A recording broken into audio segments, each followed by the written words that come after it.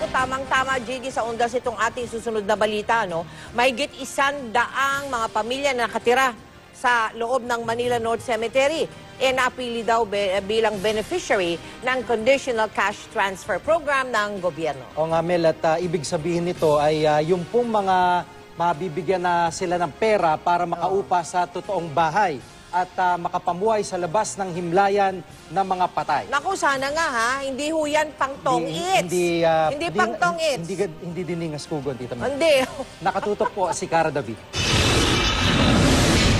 Mahigit 20 taon nang naninirahan sa Manila North Cemetery ang pamilya ni Herminia Baking. Caretaker sa loob ng sementeryo silang mag-asawa. Ang kanilang higaan, nicho. Ang kusina, labahan at entrada ng tahanan, puro nicho rin.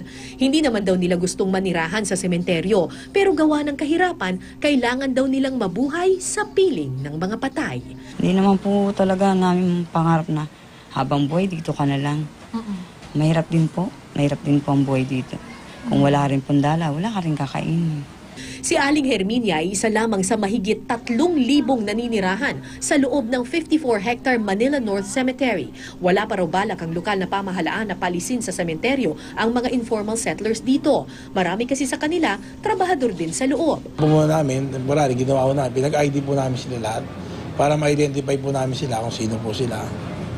Naka-ID system po sila. Naka-ID system sila. Yung manggagawa, caretaker, saka yung contractor. Noong 2012, isinama ng DSWD sa Conditional Cash Transfer Program ang mga naninirahan sa kalsada, mga tulay at pati mga sementeryo. Sa loob ng 6 na buwan, bibigyan sila ng ayuda sa edukasyon, kalusugan at trabaho.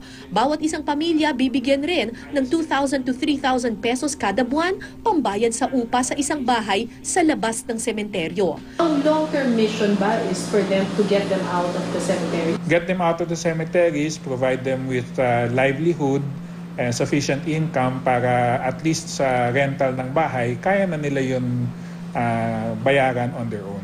Sa ngayon, may 142 pamilya na naninirahan sa loob ng Manila North Cemetery ang napasama na sa beneficiaries ng Conditional Cash Transfer Program. Pabor si Aling Herminia sa programa ng DSWD at kung mabibigyan daw sila ng pagkakataon na mabigyan ng ayuda, pangarap din nila na balang araw makalabas sa himlayan ng mga patay.